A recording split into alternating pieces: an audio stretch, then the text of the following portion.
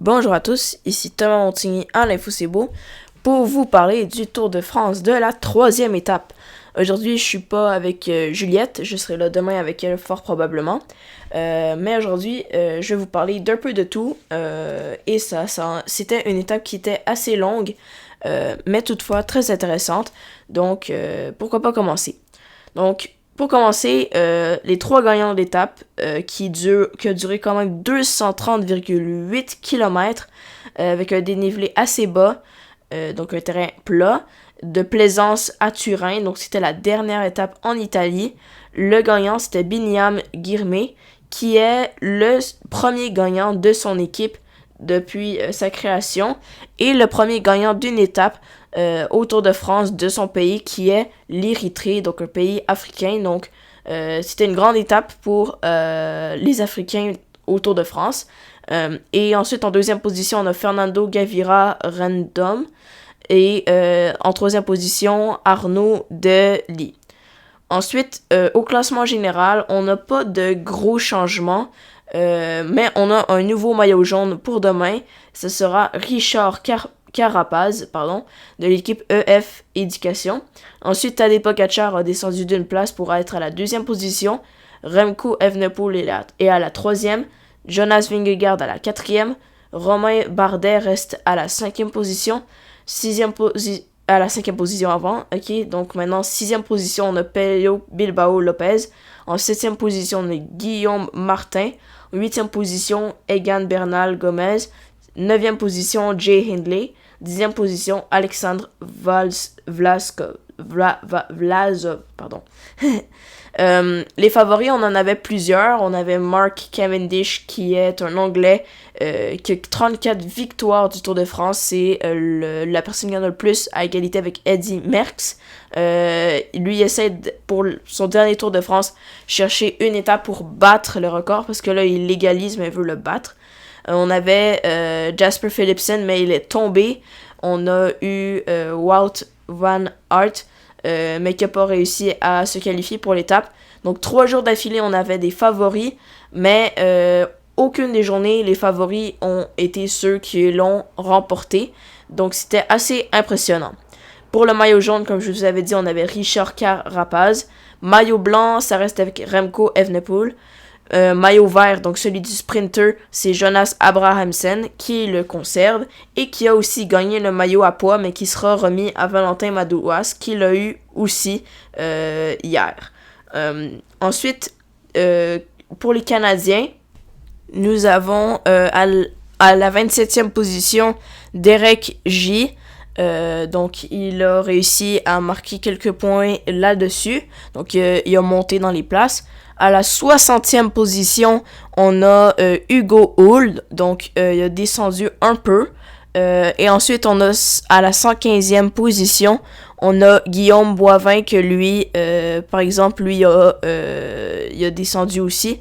Donc on a juste Derek J, le leader de cette équipe-là, donc Israel Premier Tech, qui a fait des gains dans cette étape-ci, qui est la plus longue du Tour de France et qui a été une étape aussi assez reposante pour les joueurs, parce que ça a été 2 premières étapes assez complexes, assez longues et épuisantes. On a eu des personnes qui ont eu des gros retards de plus d'1 heure sur 2 étapes, donc c'était énorme. Mais malgré tout ça, il y a plusieurs joueurs qui ont réussi à faire d'énormes gains et de exploser puis de battre des records, justement. Ensuite, le prix de la combativité, c'est que c'est les spectateurs du Tour de France qui votent. Donc, j'ai voté, par exemple, et c'est le joueur qui s'est le mieux combattu, et c'est Fabien Grelier. Je vais vous expliquer par la suite. Donc, dès le départ, on a eu le départ du tour avec le drapeau jaune, mais il a été un peu retardé par une crevaison. Donc, il y a eu au moins 2 joueurs qui ont eu une crevaison.